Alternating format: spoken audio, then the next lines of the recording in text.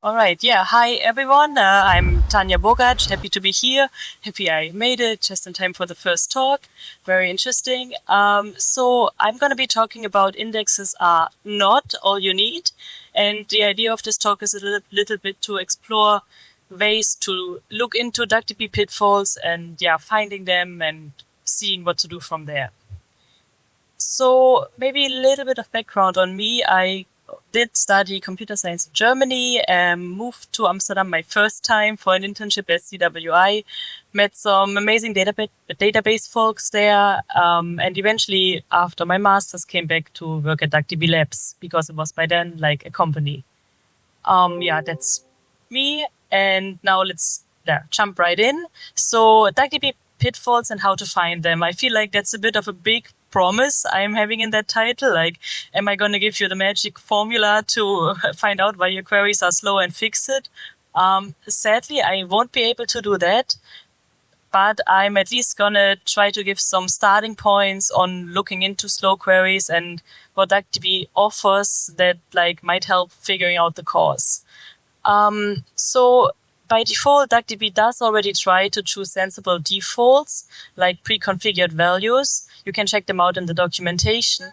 So I think it's not as easy to get into a slow query, hopefully. And also, sadly, on the other hand, that means once you have a slow query, getting it to be fast can be a bit tricky because DuckDB isn't designed to be like super tunable like some other systems. To match exactly your use case. Maybe you will be able to, but yeah.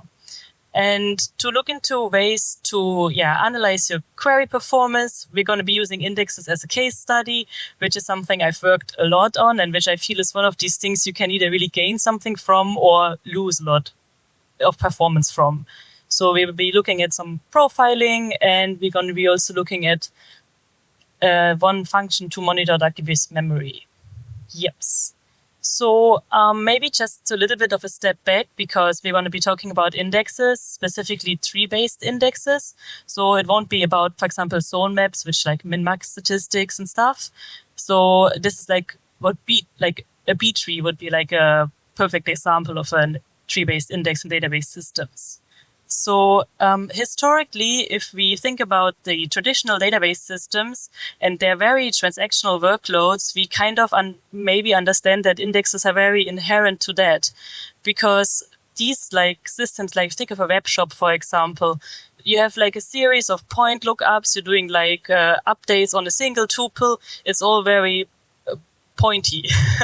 So that is one thing where indexes, of course, are very nice because we can very quickly jump to that place in our data and find it. The second thing is in these traditional systems, we have like a fixed set of queries, which means we know exactly what we want to be fast. And we can then fine tune our systems. I mean, if you think about Oracle, they're basically building their whole business model around consulting on how to get the system fast for your workload. So that's a bit of the history here. But now the question is, what about indexes if you look at analytical workloads? And initially that was very counterintuitive because we're no longer looking at point lookups, for example. Instead, we want to be fast with like table scans, big table scans, and we want to compute very complex aggregations. And so the focus was really this efficient scan performance, and indexes kind of fell short there. Many systems in the beginning actually said, oh, we don't need that, we don't support that. Some still do not support indexes, tree-based indexes. And also we are now looking at a lot, we saw it in the previous presentation, we're looking at ad hoc queries. Someone is going to be customizing, clicking together their queries, so maybe we're not even sure what would we even be indexing here to gain any performance boost. So then, of course, that raises the question, where do we still see and use indexes if we now just made a point of they're no longer useful? Well, so even analytical systems, they're not like this complete standalone thing. They come from, often the data comes from a different system, and maybe integrity constraints still have to hold.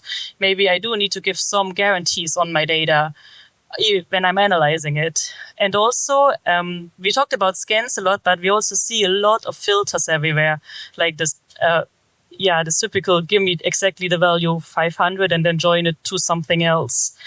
all the rows matching that value.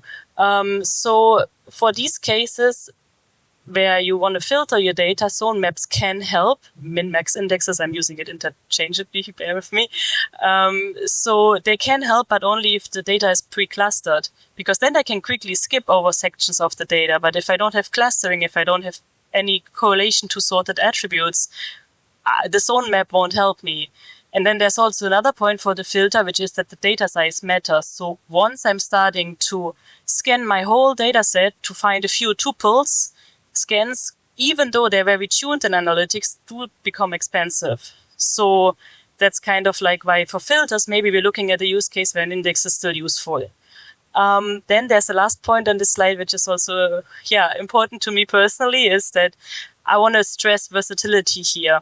If we want to think about DuckDB in a production or in like a pipeline use case, we cannot assume that there will only be heavy analytical queries. So maybe we need to query some metadata as part of the table, or maybe there's going to be some chores or some queries that are not an analytical query happening regularly in the background.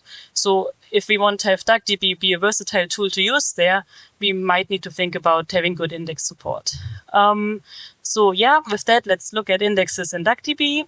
So eventually it took some time from the very previous 2018-ish state to now. But now we have primary keys, we have foreign keys, we have unique constraints. And it's also possible to add like explicit indexes, I'm going to call them, because you need to do the create index SQL to use them. What does that mean? That means, and for any of these cases, in the background, DuckDB adds a secondary copy of your data that it has to maintain, it has to keep track of. So that's what happens behind these statements. So I'm gonna now talk or jump into the more hands-on part. I don't have a demo; it's all in slides, but they will be available, I think. So it's easy to look up the queries. So first, to start our profiling small mini journey, let's set up our table. So here I choose a very simple table. It's just a bunch of integers. It's like 100 million rows, and I'm having like a pseudo-random thing here because we want some deterministic behavior here. So I'm generating like some values deterministically, so we know how many duplicates we expect for our profiling. We can control that with the module back there. And then if you look at the data, we see also it's not clustered. It's like very, non-clustered, which kind of helps scan not being able to cheat. So if I talk about any index now, it's always going to be this create index thing. It's not a unique index. It's just, because there are duplicates, it's just a index we add to our single column we have on the table, which is the ID column. So now, because we want to look at some performance numbers, one thing that we want to do is we want to enable profiling. So maybe, or probably some of you have used this explain analyze that DuckDB offers, where you can explain and analyze your query plan. You get like a nice output, either JSON or picture-ish thing. But DuckDB also actually has a profiler, which we are actively working on expanding, which gives you a bit more metrics than the explain analyze, and maybe also makes them more usable, because we can output them for some clients already directly on the connection. So you can forward them to some observability tool, for example. So it's no longer like ideally, and that's something we're also working on, some clients have it, you can then use these JSON files and consume them somewhere else and get very nice observability on your system. You can track the average latency of your queries. You can see peak buffer memory, or even per operator. If you want to pass the JSON file, you can see if you're doing, for example, a scan or an index probing operation, or what the timings of the individual operators are. Check it out in the docs. Maya's also here today. She's also working very actively on getting cool metrics in there, like how much did you read from a file and whatnot. So for our presentation, we will be using profiling coverage all, which means we want to profile every query, not just select statements.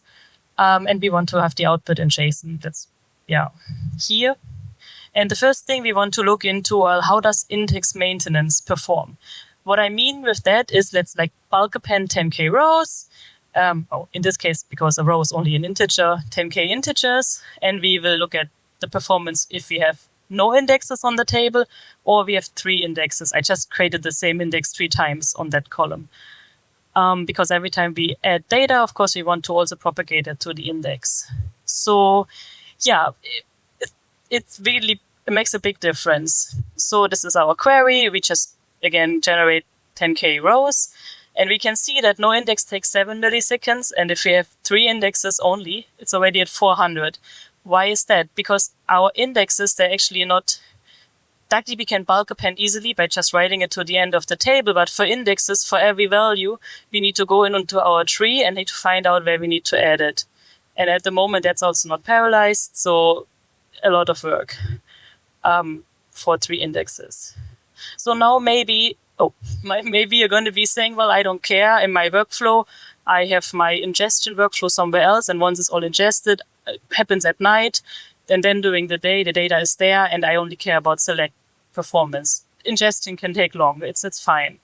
Well, in that case, there's another thing with indexes, which is index memory. Like once I have my indexes there and they're like up and running, how much memory do they use? And I'm really not making a case for indexes at the moment, but it is what it is. So we can now have a look at the index memory by using DuckDB memory, which is like a function that gives you different memory tags and shows you how much bytes these tags consume. Here I'm just saying I want the in-memory table tag, which is giving us the memory for our now created table, and the ARP memory tag, which gives us the index memory. I'm also dividing it by 10, this thing 9, which gives me the gigabytes. Sorry, English. So yeah, let's have a look. We can see that our index memory is actually twice the size of our table memory, which is significant. And that is because if we have this index, we have a secondary structure. So we need to copy the entire column, its row IDs, and we have index metadata, like the nodes of our tree. And also what I want to mention here is that we buffer manage the memory, so we track it, but we don't have an eviction strategy yet. So if you have an index, and even if you lazily load it, let's say at some point you might have used a lot of it, so all of that memory is active and DuckDB is not yet evicting it. Again, hopefully we will have this fixed in some of the upcoming releases. But even, let's say, you would have eviction in place and you could get rid of the staler or least recently used index memory. If you're having a system running with a lot of concurrency and a lot of these parts of these indexes are active for your index scans, for example, that still means that these indexes create quite some additional memory pressure on top of your queries. And then if you have a long-running query, maybe you will have to benchmark this, but maybe just this extra memory that is now used by the indexes can't be used for your query. So it could impact performance. So yeah, even once we have eviction in, it really has to be chosen like case by case if the index gives enough benefits. So yeah, benefits. I mean, so far, not really a great thing to use, but well, why would I then, if I have these two situations, still choose to use an index? Well, maybe you just can't not use it because you have integrity constraints. Okay, but let's say maybe you don't need it for that. Then maybe you want to have, you have a lot of filters and you have a lot of highly selective filters. So your filters only get you like 4 rows out of 10 million or 100 million. In these cases, maybe if you know that that's a repeated query that happens in your system, you do want to add an index for this specific case. And then DuckDB also has 2 configurable settings here that I want to mention, is that if you know that your system gets slower once your index starts scanning too much, for example, you could decrease the maximum count. You could say, well, I know I want to use an index for this case, but I never want to scan more than 5 values, maybe. So now I'm a little bit in this land of actually ending up tuning your DuckDB, but I do think there are some use cases where you might end up doing that. So yeah, you have these 2 values to play around with. And with that in mind, we have seen their default values, so we're always going to try to scan a data chunk. And if we have more, we stop because we think it's getting too expensive. Yeah, so with that in mind, let's do a little point query here. So in our data table we created earlier, we want to scan all the values or all the rows that have this ID. And here I'm just counting them, like maybe in your use case, you would be joining them to a different table and another table, we don't know. So if I do have my profiling, this time I'm using explain analyze, but you would get the same output with the profiler. I just chose explain analyze to make it a bit more readable. We can now, first of all, check, am I actually using my index scan? Because maybe you have added your index, but DuckDB chose not to. So you can first of all, as the first thing, have a look with explain analyze at your query plans. And you can see in the left side, this is using a sequential scan on your table. So somehow DuckDB is not using your index scan. That, for example, could explain why, even though you thought your query would be fast, it ended up not being fast. So once you have made sure that you're using an index scan, you can see it on the right side. We have a type index scan there. You can at least be sure you're having this scan in place. So now next, let's actually check out how much faster your index scan is going to make this point lookup. And we can see here that, yeah, it does matter. I mean, we're still talking about milliseconds, but let's imagine the data set is even bigger. So for anything that's like a few chunks, like 4,000 values, your index, like you're probing your index is going to be 1 millisecond maximum. But once you're actually looking at fetching a lot of chunks, DuckDB starts doing a lot of extra work because you're no longer scanning sequentially and directly collecting all the values. You first have to scan the index, and then you kind of have to jump around in your data to find all the matching rows for that index. Because the index gives you the row IDs, and then you still have to find them in the actual data. So that's a lot of random access instead of just scanning over at once. So yeah, with that graph here, we can see, at least if you choose to not use any indexes, maybe that's also relevant to mention. You say, okay, I don't care, I want to scan. Scanning will always give you the same performance. It's very predictable because you know you're always going to go over the entire table, independent of how many values you're actually going to fetch, because you have to look at all of them. Yeah, so maybe I at least managed to make a case for indexes in like some niche situations where they could be useful. And otherwise, I do want to say be careful because they can also add a lot of overhead to your system. Oh yeah, I also wanted to highlight that we are still looking at a very small, even at 40,000 values, we're still looking at a very small percentage of our table here. So high selectivities are important. Maybe some final thoughts on the talk. Well, what I want to stress with my talk, or what I really think is important, is that there's no rule of thumb if you use DuckDB. Like there's no, because we try to choose kind of the best defaults anyways, there's not an obvious, you have to do this and this and this to make your system fast, because ideally it's already fast. So if it's not, then you really have to profile and benchmark to track down which operator is slow, or maybe in a concurrent scenario, the combination of which queries is slow. And yeah, it's really benchmarking.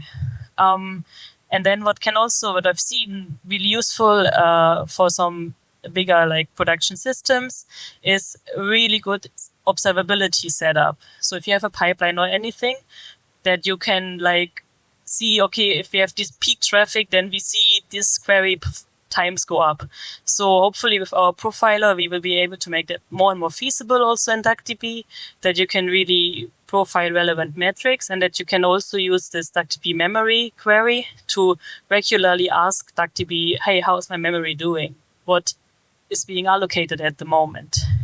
So yeah, If you're interested, check out our performance guide also and the DuckDB configuration page. Yeah, and I guess that was my talk. So thanks and cheers.